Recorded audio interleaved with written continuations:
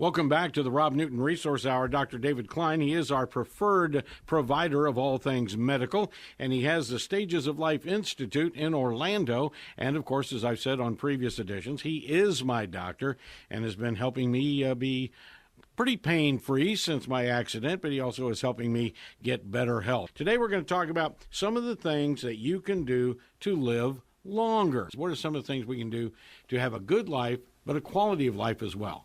Okay, we can live longer by avoiding trauma. Well, go figure. Okay, don't hang glide, don't skydive, try to avoid those airlines with the poorest of safety records and so on and so forth. And by all means, don't drive on I-95 and to a lesser extent on I-4, especially on Friday and Saturday nights. But really, what can we do to increase our longevity? What can we do to live longer and live better? Well, the first and most obvious of the bunch is to listen to your doctor's advice with regards to blood pressure. If you can keep your systolic, that's the higher number of your blood pressure, below 124, you are going to live longer. Why is that? This is the pressure head that your heart is pushing against. Well, it only really has to push hard enough to hit the top of your head. That's the brain while you're standing. It only has to be so strong as to not make you pass out when you arise from a sitting position. What happens is that as the aging process goes through and you start hardening the arteries, either due to inflammation, which is the most common of all causes, lipid issues, which can happen, then the heart has to push harder in order for it to get past the carotids into the brain, so on and so forth. So if you can get the blood pressure to maintain at a low level, the hardening of the arteries slows down. So it's terribly important, especially at a younger age, to keep your blood pressure systolic below 124. The same thing is through the lower number, which is the median blood pressure head. This is the lower of the two pressures, and it should be below 80. Once it starts climbing above 80, your heart is going to start to take a hit, your eyes will take a hit, your kidneys will take a hit, and it's gradual. And gee, of all the things I've learned in my life, I wish I'd taken better care of my health at an earlier age. You cannot teach the young. It's wasted. Youth is wasted on the young. What can we do? Suffer it up. Okay, blood sugar is another beauty. Okay, if you go listen to your doctor, the doctors are going to go, well, gee, if we can keep your blood sugar below 120, it's good to go. Well, the fact of the matter is that the real number is 80 to 84. For every milligram percent over 84, your longevity, your life expectancy diminishes. Well, I don't know about you, but I would like mine to be 80 or lower.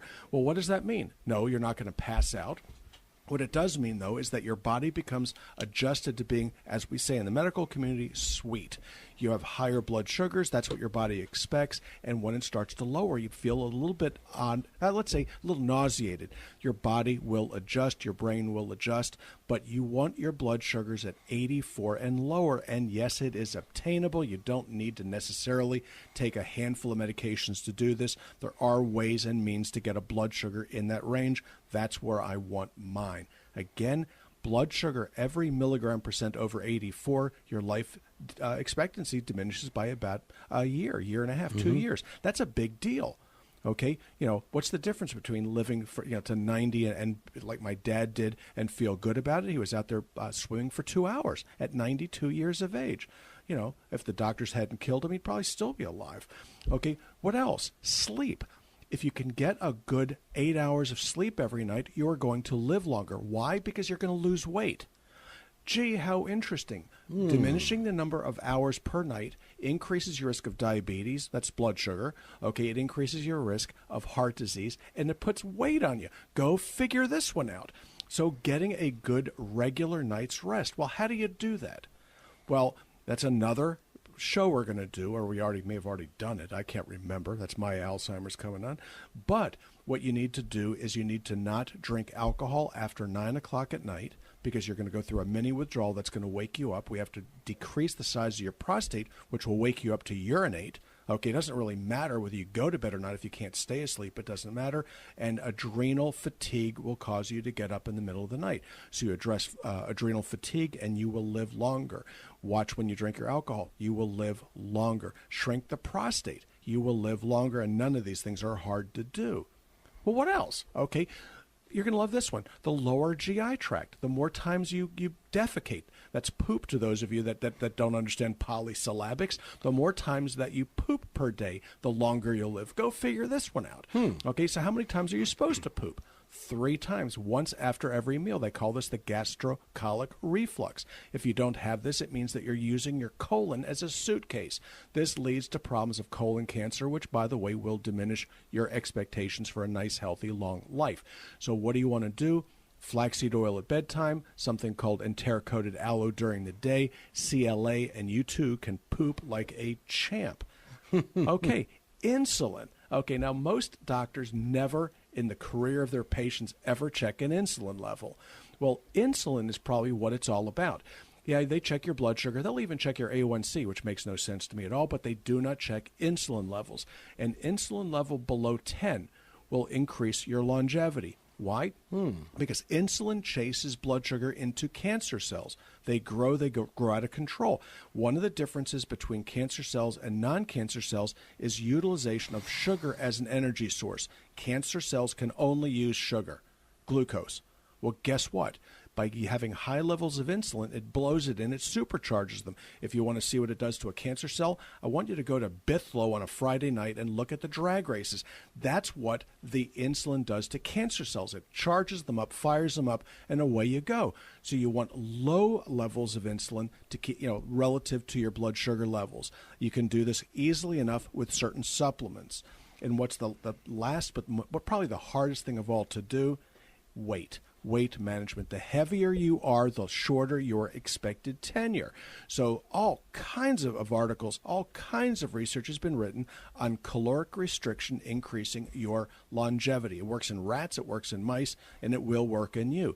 So the more you eat, the shorter your expected tenure. So what do we need to do? We need to sleep more, eat less, not smoke at all if we can do it, and then take a little bit better care of our metabolism. Not something you can see, but you sure as heck can feel it. And what should we have? We've got about a minute and a half. What should we have in our medicine cabinet? Oh, the medicine cabinet. You got to love this thing. In addition to the prescription stuff that nobody really likes to ever throw away, we have to keep something in there called chelated minerals. We use one called Magic Minerals. Why? Because it's inexpensive and it's a good balanced chelate. But what these micronutrients do is they sensitize the cells to insulin, and it keeps the blood sugars down and the insulin levels low. Melatonin, dosage 5 to 10 milligrams at bedtime. You take it every night to sleep. Why? Because it will re-regulate your sleep. CLA, conjugated linolenic acid. You want to keep these big, ugly gel caps in your medicine chest and take them 3 times daily. The oil in these capsules will keep your gut lubricated and allow you to poop like a champ. Weight. So how do we deal with weight? Again, it gets back to the chelated minerals. But if you have a weight issue, we add additional vanadium, additional chromium to it. That's pretty much what it takes to get somebody in good shape. The omega-3 fatty acids have got to be there. Fish oil. So what I tell people is a good B complex. If you're a little bit older, vitamin E, no more than 400 IUs daily. Vitamin C is a good thing to have in there, 500 to 1,000 milligrams. Curcumin, 600 to 700 milligrams twice daily. It's a good start. And let's not forget the pregnenolone and the metformin for crying out loud. You betcha. You have to have a little bit of help from your doctor to get the metformin, the pregnenolone. You just need me. There you go. Very good. And Robin, could you bring us up to date on the nutraceutical store, the hours, and how we get a hold of y'all? Well, our store is open during our office hours, which are Monday through Thursday from 8 to 5, and we welcome you into the store anytime during the office hours. You can come in, walk around. There'll always be somebody in there to answer any questions that you do have. You can give us a call at 407-679-3337. You can also visit us on the web at stagesoflife.net. We also have our online store. You just click on the vitamins and mineral tab and it'll direct you right to it. We are on Facebook at Stages of Life Medical Institute, and if you like us, you'll see all sorts of specials that we run. We also put our Wellness Day on there and any health articles. We're starting to try to get some articles out so that you can be informed that way also.